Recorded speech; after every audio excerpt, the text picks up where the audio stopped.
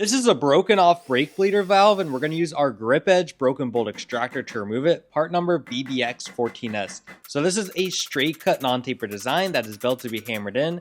Now we're going to use a breaker bar, put this over the back, and we were able to crack this loose.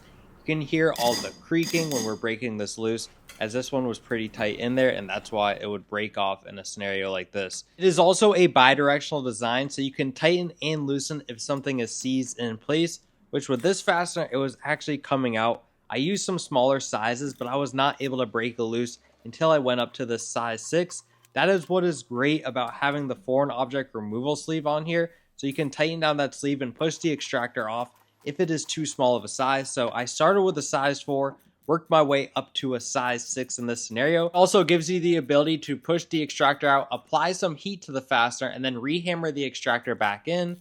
And then once you do get the fastener, or in this case, brake bleeder valve out of here, tighten down the foreign object removal sleeve, and it'll push it right off of there. Our GripEdge broken bolt extractor kit comes in sizes 1 through 7, and it includes left-handed drill bits. It has our G-Force technology, which is our GripEdge foreign object removal system. So that is the removal sleeve on our GripEdge broken bolt extractor. And then we also have a pusher rod on our socket extractors, which are basically the inverse of our internal extractors here.